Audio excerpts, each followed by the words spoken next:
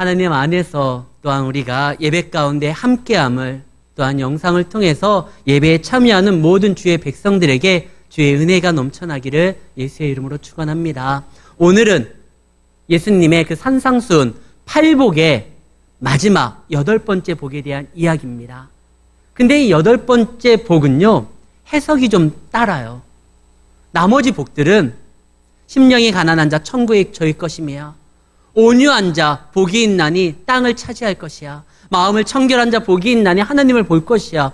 이렇게 끝나는데, 한 절로 다 정리가 되는데, 8번째 복은 3절로 그 내용에 대해서 설명까지 곁들여집니다. 그만큼 이 8번째 복이 굉장히 중요하고 하나님 보시기에 상당히 아름답다라는 거예요. 그 8번째 복이 뭐냐? 의를 위하여 핍박받는 자, 고난을 당하는 자는 복이 있다는 거예요. 제가 고등학교에서 근무할 때 학생들 중에 말썽을 피는 학생들이 담임 선생님 그리고 학생부를 거쳐서 거기에 맞는 징계를 받기도 하고 훈육을 받기도 해요. 그리고 마지막 최종적으로 제 방에 와요. 이제 목사님에게 마지막으로 상담하고 이 모든 징계 과정이 끝납니다.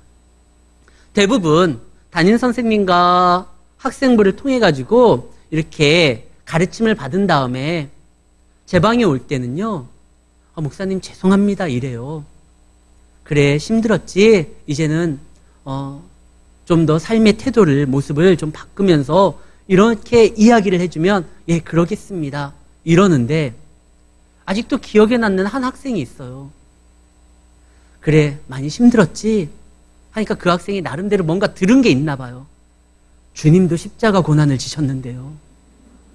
아니, 주님이 언제 학교에서 말썽 부려가지고 징계 차원에서 십자가 졌습니까? 아니에요. 고난을 자기가 당하는 것이 무슨 마치 의로 인한 고난처럼 주님도 십자가 고난을 당했는데요. 이 정도는 이겨내야죠. 아니에요. 오늘 본문에는 단순히 고난당한 자가 복이 있나니가 아닙니다. 의를 위하여 핍박받는 자. 아예 더 자세하게 예수님이 설명까지 해요. 11절에 보면 나로 말미암아 너희를 욕하고 박해하고 거짓으로 너희를 거슬러 악한 말을 할 때 그때 너희에게 복이 있다. 의를 위하여 핍박받는 것은 하나님과의 관련된 일로 인해서 너희의 믿음과 너희의 신앙과 너희의 어떠한 삶의 성도로서의 모습 때문에 고난을 당할 때 그때 복이 있다는 겁니다. 사랑하는 성도 여러분, 사실 고난을 당할 때 힘이 들어요. 너무나 어렵고 고통스러워요. 그러나 이것이 복되다라고 말씀하시는 주님, 때로는 야속하게 들릴 때도 있어요. 나는 지금 위로를 받고 싶고 하나님 안에서 그래 괜찮아 하면서 도움을 받고 싶고 그러는데 기뻐하라 말을 합니다. 12절에 보면 기뻐하고 즐거워하라. 고난당할 때 기뻐할 수 있습니까? 고난당할 때 우리에게 필요한 것이 믿음이에요. 왜 믿음이 필요하냐? 우리가 대체로 내 생각대로, 내 의지대로, 내 바람대로 되지 않을 때 그때 힘들어합니다. 주님을 열심히 믿고 나아가면 길이 열리고 좋은 것들이 펼쳐져야 되는데 그러지 못할 때 진작 당황스럽고 이거에 대해서 내적 갈등이 일어나고 범례하게 되고, 근데 하나님께서 이때 위로를 좀 해줘야 되는데 기뻐해라. 그때 우리에게 이것이 정말 하나님의 인도하심이라는 확신이 들 때까지, 나를 하나님이 지켜준다라는 것을 내가 이해하고 수긍할 때까지 이것을 받아들일 수 있는 그때 그 믿음이 필요한 거예요. 때로는 제가 가고자 하는 길에 하나님께서 막으실 때가 있어요. 제가 여기 광주 평강교회 오기 전까지 여러 차례 다른 곳에 담임을 갈 수 있는 어떤 길들이 있었어요. 근데 요상하게 막혀요. 어제도 집사람하고 그 얘기를 했어요. 내가 그때 그 교회를 갔더라면, 내가 그때 그 교회를 갔더라면 어쩔 뻔했어. 여러분들을 만나지 못했을 거 아닙니까? 때로는 그 길이 막혀짐이 또 더 좋은 하나님의 역사함으로 인도되는 길로서 갈 수 있도록 하나님께서 나름대로 우리 삶에 개입하셔가지고 우리 뜻대로가 아니라 우리를 향한 당신의 뜻대로 우리를 이끄시는 그 방법이라는 거예요. 문제는 그때까지 하나님이 이 길을 왜 막았을까? 이 길을 보여주시려고 하는 거구나. 이것을 알기까지는 우리 안에 수많은 생각들이 나로 하여금 범례케 만듭니다. 이것을 끝까지 감당하고 그 길이 열리고 나를 향한 하나님의 뜻이었다라는 걸 알기까지 우리가 믿음이 필요한 거예요. 그래서 이 믿음을 붙들고 나아가야 되는데 우리는 그 믿음을 붙들고 나아가기보다 때로는 하나님을 원망할 때가 있습니다. 그때 하나님이 말을 하죠. 그 길로 가는 너 결코 잘못된 길이 아니니까, 바른 길이니까, 네가 다른 거가 아니라 의를 위하여 핍박받는 건 전혀 새로운 것이 아니라 늘상 있어 왔던 일이야. 모든 성도들이 그 길을 가고 있어. 그러니까 너 길을 잘못 든 것도 아니고 내가 너를 버린 것도 아니니까 기뻐해. 천국이 너희 것이고 너희의 상이 하늘에서 클 거야.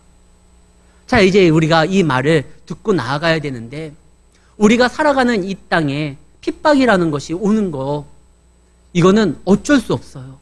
왜 그러냐면 하나님의 나라와 세상 나라, 전혀 다른 두 성격의 나라가 이 땅에서는 계속 충돌하기 때문에 그렇습니다. 아니, 충돌하지 말고 서로 인정하고 그냥 살아가면 되지 않을까?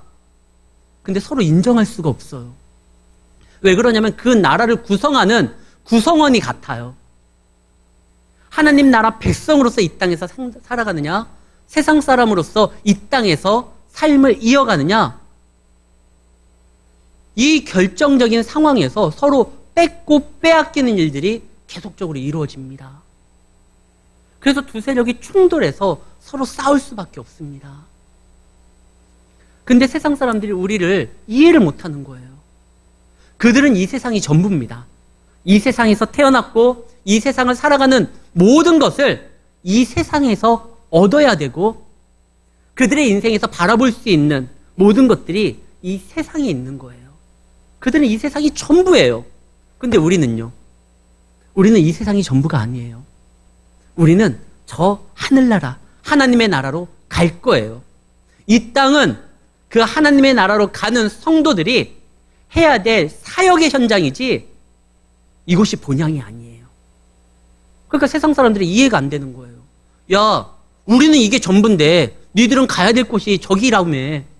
왜 이 땅에서 너희들 결혼하고 가정을 이루고 직장 생활하고 사회 생활하고 집을 사고 우리는 이게 전부인데 너희들은 이게 아니면서도 왜 여기에서 다 필요한 것을 공급을 받냐. 마치 우리가요 자기네들 것을 좀 빼앗는 것처럼 그렇게 느낌을 받는 거예요. 그래서 너희들 싫다 이거예요. 니들 나라에서 니들끼리 그냥 조용히 살고 어디 산에 처박혀 있어서 니들끼리 그냥 말씀 보고 찬양하고 살지 왜 이 땅까지 내려와가지고 우리의 삶의 현장에 들어와서 우리 거를 가져가려고 하느냐. 근데 그건 오해예요. 우리가 이 땅에서 살아가면서 사역을 감당하기 위해서 필요한 모든 것들 하나님께서 인도하시고 공급하여 주시고 열어주심으로 우리가 얻는 거지 저들이 갖고 있는 그 집을 뺏는 거나 저들의 일자리를 뺏는 거나 이게 아니에요. 근데 세상 사람들은 자꾸 자기네들이 잠식당한다고 생각을 합니다. 그래서 어떻게 해서든지 빼앗기지 않기 위해서 우리를 공격을 하는 거예요. 사단도요 세력이에요. 죄도 권세가 있습니다. 나름대로 힘이 있어서 내 편이라 생각하는 사람들이 하나님의 말씀으로 하나하나씩 빼앗기면 자기네 나라들이 줄어들거든요. 이것을 가만히 있을 수가 없어요. 그래서 박해를 합니다. 직접적으로 손을 대는 것은 사실 저급한 공격이에요.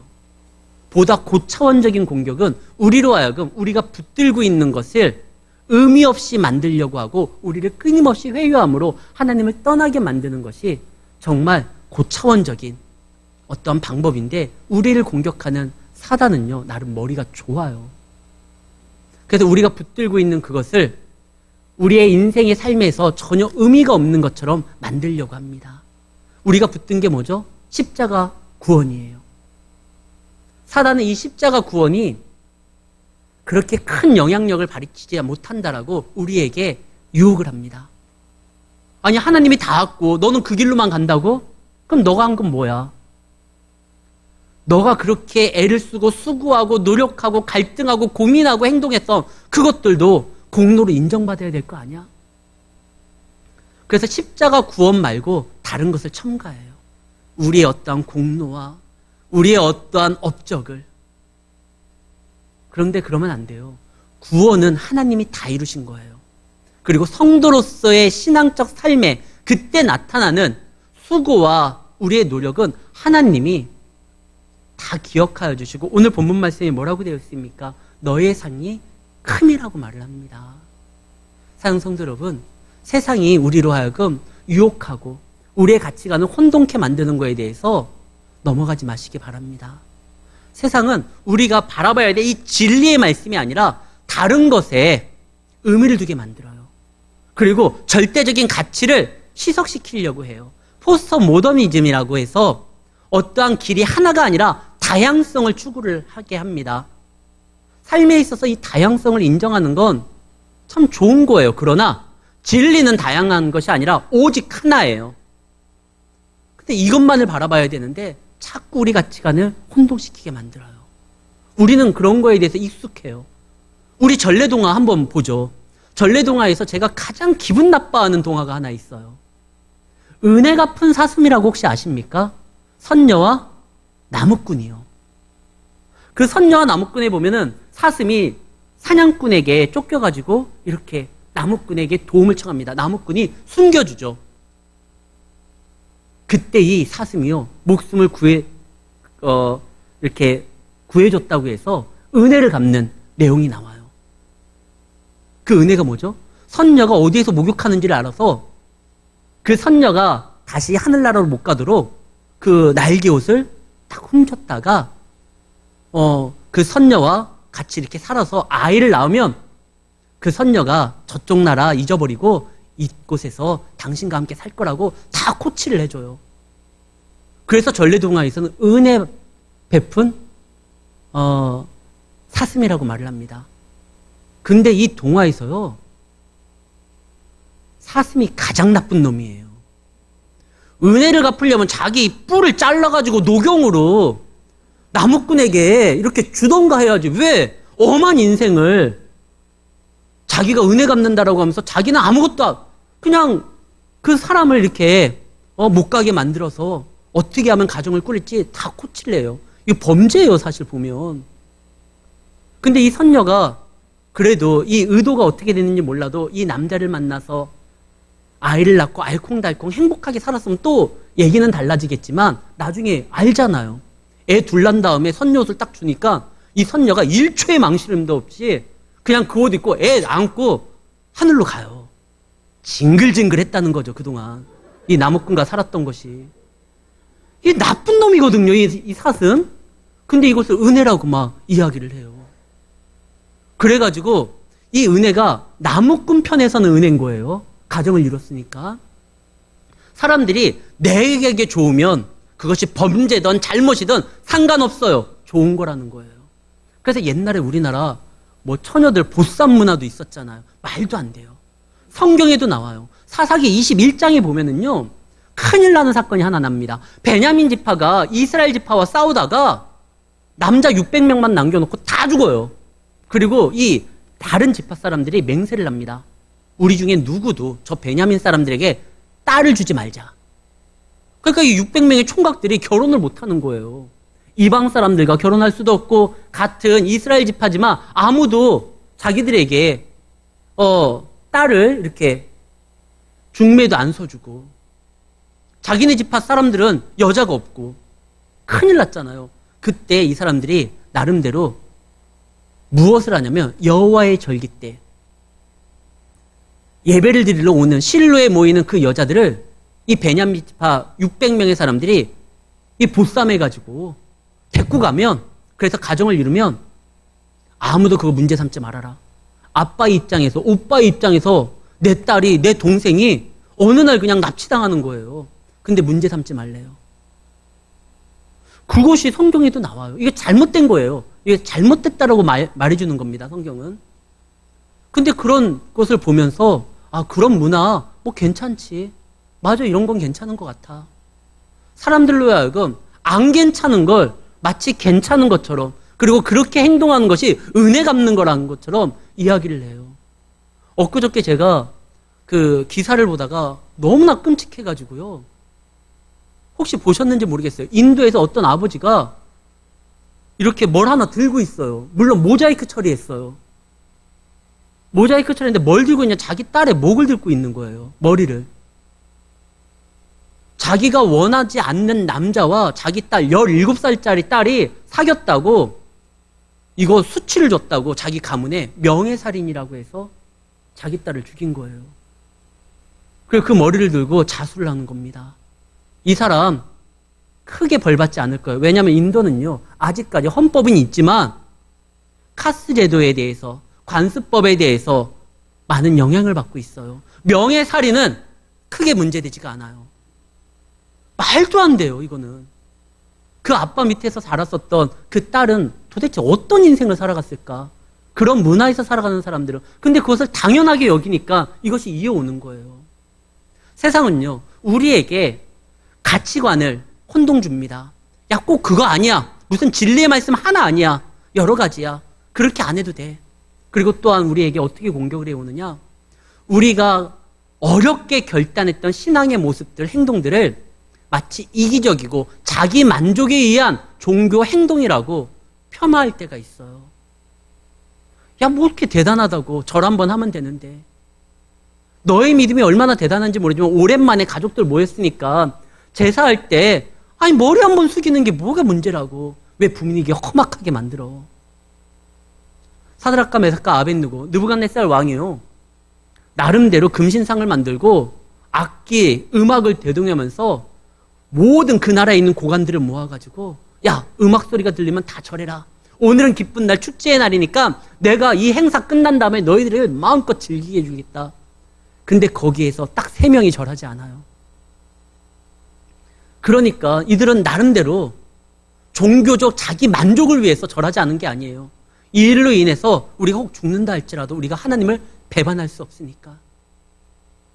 그렇게 하고 딱 서 있었는데 나머지 관리들이 얼마나 눈총을 줬겠어요. 아, 저것들 때문에 왕이 한번 화나면 저거 걷잡을 수 없는데 왜 분위기 험악하게 만들고, 너 하나 머리 숙이면 다 오케이인데 왜 이렇게 고집부려? 우리가 신앙생활로 나아갈 때 사람들이요, 우리의 믿음의 결단을 정말 진리를 위해서 바로 쓰기 위한 신앙의 모습으로 보지 않고 고집으로 보고 이기적인 행동으로 볼 때가 많습니다. 그것을 다 감당하면서 우리가 그 눈총을 다 받아가면서도 끝까지 신앙 지키는 거, 이거 굉장히 어려워요. 차라리 나를 쥐어 패면은 맞기라도 하겠는데 그러지는 않고 은연중에 왕따를 시키고 무안을 주고 멸시를 하면, 이 핍박을 받을 때요, 우리가 어떻게 해야 됩니까? 어려움이 올 때 우리는요, 더욱더 주님을 붙들러야 돼요. 사람들이요, 좋을 때는 괜찮아요. 모든 일들이 잘 되고 자녀들이 진학도 잘하고 하는 사업도 하는 것마다 잘 되고요. 이사를 갔는데 하필이면 거기가 개발지역 돼가지고 뭐 땅값이 오르고, 좋을 때는요, 하나님이 정말 나를 사랑하고 나와 함께하고, 근데요, 내 생각대로 안 되고 환란이 올 때는 낙심하는 이들이 있습니다. 왜 환란이 올 때 낙심하는 줄 아십니까? 신앙생활을 오래 했던 분도 그로 인해서 좌절하고 하나님을 떠나는 경우가 있어요. 그들이 신앙을요, 말씀 중심 신앙을 살아가지 못하면은 그런 유혹에 넘어지고 환란에 쓰러질 수 있어요. 사람 중심, 관계 중심의 신앙이 아니에요. 하나님의 말씀 중심의 신앙이라고 하면 내가 주를 위하여 살아가는데 어려움이 있고 환란이 있는 거, 그거 전혀 새로운 게 아니거든요. 그럴 수 있는 거거든요. 전혀 다른 두 세계가 충돌하니까 지금 전쟁 중이거든요. 그럴 수 있지. 내가 더욱더 의지해야지. 우리 한국교회에 많은 영향을 주는 목사님들이 계시는데 그 중에 하나, 이찬수 목사님이라는 분이 있어요. 굉장히 유명한 분이죠. 그 이찬수 목사님의 아버지는요, 말을 심하게 더듬었던 아버지도 목사님이에요. 개척교회 목사입니다. 말도 더듬지, 개척교회다 보니까 사람들이 이렇게 모이는 것도 어렵고, 이 아버지가요, 작정을 했대요. 내가 우리 교회 부흥을 위해서 40일 금식 기도를 하겠다. 그리고 기도원에 들어갔는데 17일 만에 돌아가셨어요. 그러니까 이찬수 목사가 막 이해가 안 되는 거예요. 아버지가 다른 것 때문에 그런 게 아니라 하나님 나라의 확장을 위해서 자기의 부족함을 하나님한테 도움을 구하면서 40일 금식 기도를 결심하고 들어갔는데 17일 만에 소천하신 거예요. 근데 더 이해가 안 됐던 건 하나님도 좀 이해가 안 되고 우리 아버지도 왠지 좀 이해가 안 됐는데 진짜 이해가 안 된 거 엄마래요. 어머니가 원망하기보다 네 아버지가 다 못 이루었던 거 이젠 네가 해야 되니까 네가 목사 돼야 된다고. 그래서 이찬수 목사가 나중에 그 목회의 길로 나아가고 그러면서 그런 고백을 해요. 아버지가 이루지 못했었던 그 많은 것들을 자기가 말도 안 되는 신비한 방법과 하나님의 역사로 지금 그 열매들을 거둬들이고 있다고. 우리가 핍박이 오고 환란이 오고 어려움이 왔었을 때 흔들리지 않는 거는요, 그가 말씀 중심의 신앙생활을 하고 있다고 하면 그것을 이겨낼 수 있는, 그것을 바라볼 수 있는 하나님의 시선으로 인하여 낙심하지 않게 되는 겁니다. 오늘 본문 말씀이 그거예요. 의를 위하여 핍박을 받는 거, 그러할 때 오히려 하나님 앞에 나아갈 것을 바라보면서 그분이 주실 상급을 바라보며 너희가 천국 백성이 낳은 것을 상기하며 끝까지 감당하면서 나아가라. 의를 위하여 핍박을 받는 자에게 허락된 약속이 뭐죠? 천국이 저희 것이라는 거예요. 이 말은 천국 백성으로 하나님께서 인쳐주시고 인정해 주신다는 겁니다. 지금 코로나 백신 여기 이 자리에 맞으신 분도 계시고요, 맞지 못하신 분들도 계실 것입니다. 그러나 한국 사람들 제1의 접종자가 나오기 전에 이미 한국에는요 백신을 맞은 사람들이 있었어요. 주한 미군들입니다. 그들은요 백신 맞았어요. 왜? 미국 시민권을 가지고 있기 때문이에요. 미국인들이요, 뭐 다른 나라에서 보면은 쟤네들은 왜 저럴까 싶지만 적어도요 그 나라 백성들은 그 나라가 책임지고 지키려고 합니다. 전쟁이 터지면은요 미국 시민권 받은 사람들을 위해서 헬기가 떠요. 그들 먼저 구출하는 작전들이 벌써 매뉴얼이 되어 있어요. 어디에 있든지, 꼭 미국이 아니라 다른 곳에 있어도요, 한국에 있든지 일본에 있든지 중국에 있든지 어느 곳에 있어도요 그 미국이 책임지려고 그래요. 근데 그 와중에 또 실수할 수도 있겠지만 하나님의 나라의 백성은요 실수하지 않아요. 하나님께서 그 나라 백성을 지키시고 인도하시는데, 의를 위하여 핍박을 받는 자, 그는 버려지는 것이 아니라 하나님의 나라, 천국 백성, 그 나라가 너희의 것이다. 너희는 그 나라 백성이다. 만약에 그 나라 백성이요 이 땅에서 고생하다가 망하고 끝나면 그 책임은 하나님의 책임이에요. 그가 못 지킨 거거든요. 우리 하나님은 실수하지도 아니하고 우리 하나님은요 졸거나 주무시지도 않습니다. 언제나 우리의 모든 사정을 다 보시고 인도하시는 분이에요. 그분이 우리를 책임지는 거예요. 어디에 있든지 어느 순간에 있든지 어느 상황에 처해 있든지 당신의 나라 백성은 당신께서 다 찾아서 보호하시고 인도하십니다. 요한복음 6장입니다. 요한복음 6장 39절, 예수님께서 직접 이렇게 말씀하셨어요. 나를 보내신 아버지 하나님의 뜻은 내게 주신 자 중에 내가 하나도 잃어버리지 아니하고 다 찾고 그들을 살린다는 거예요. 하나님의 백성 된 사람, 비록 우리는 이 땅에 있지만 천국 백성으로 하나님 책임 하에 살아가는 자들입니다. 핍박을 받는 거 힘들고 어려워요. 할 수만 있으면 핍박이 없었으면 좋겠지만 없을 수가 없는 세상입니다. 저들과 지금도 계속적으로 영적 전쟁이 이루어지고 있으니까요. 그러나 핍박을 당해도 우리가 하나님 앞에 감사할 수 있는 건 우리를 도우시는 그 하나님이 우리가 핍박당하는 것보다 더 크게 역사하시고 작용하심으로 우리를 인도하시는 그 길에 실수 없이 나아갈 수 있도록 역사하신다는 겁니다. 사랑하는 성도 여러분, 우리가 살아가는 데 있어서 힘들고 어려운 일이 있을 겁니다. 가치관을 혼란 주는 일이 있을 것입니다. 무엇이 진리인지 우리로 하여금 헷갈리게 만드는 그런 많은 유혹들이 있을 것입니다. 그리고 신앙생활을 할 때 주변에서 박수를 쳐주지 아니하고 따가운 눈총으로 오해하면서, 심지어 오늘 말씀에 뭐라고 되어 있느냐, 11절, 너희를 욕하고 박해할 뿐만 아니라 거짓으로 너희를 거슬러. 거짓으로 우리를 공격할 수도 있어요. 가짜 뉴스죠.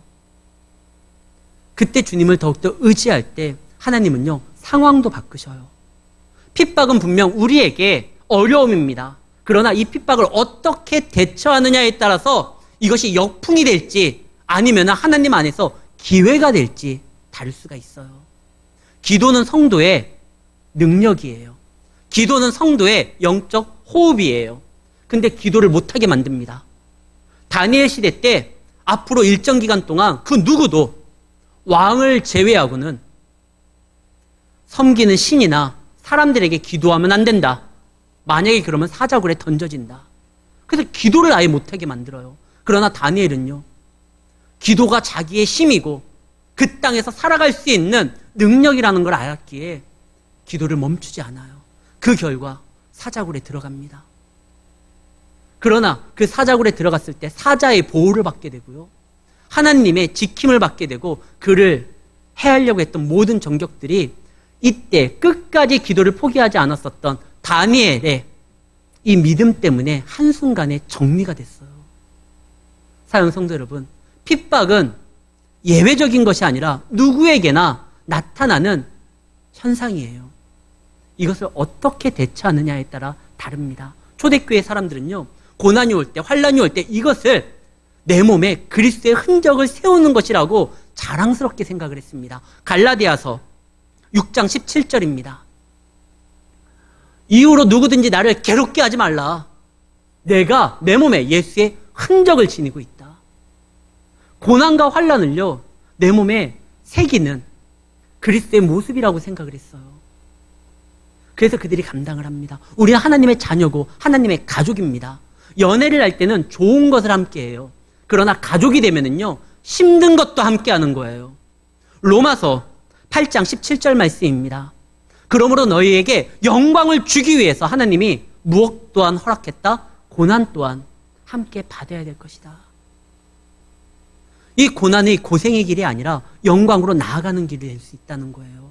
성경에 보면 하나님의 그 역사 가운데 예수님께서 십자가를 질 때 그 십자가를 같이 졌던 사람이 유일하게 한 명 등장합니다.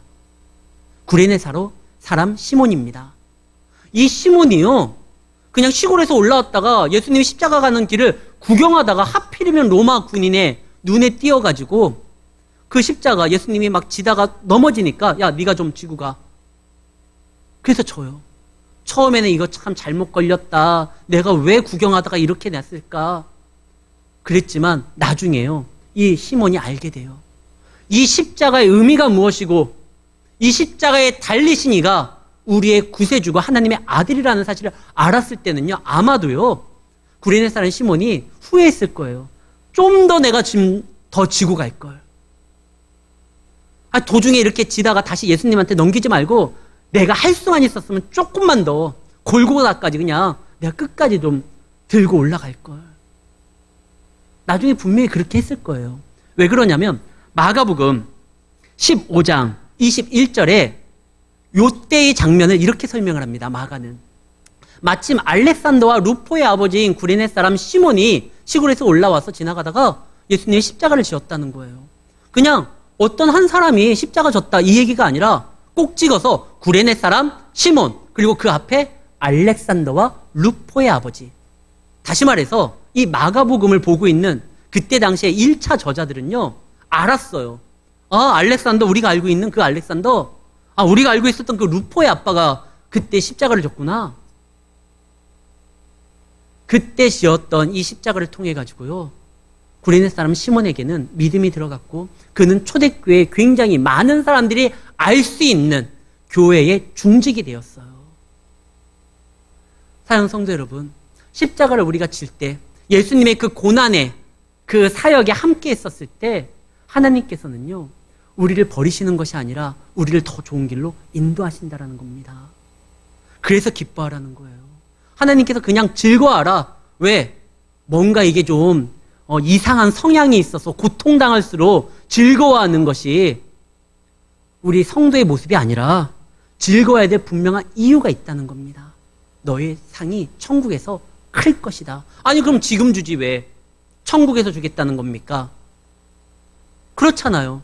이 땅에서 수고할 때마다 즉각 하나님이 상을 주면 그래 좀 그것을 좀 누리면서 살아갈 텐데 왜 천국에서 나중에 준다고 할까? 하나님께서 인색해서 그런 게 아니에요. 지금 미나리라는 영화가 난리가 났습니다. 그것 때문에 어제 그것이 알고 싶다도 안 했어요. 미나리 특집 무슨 방송을 한다고. 이 미나리에서 윤여정이라는 배우가요, 연기를 얼마나 잘했는지 저 미국의 수많은 시상식에서 20몇 관왕을 했대요.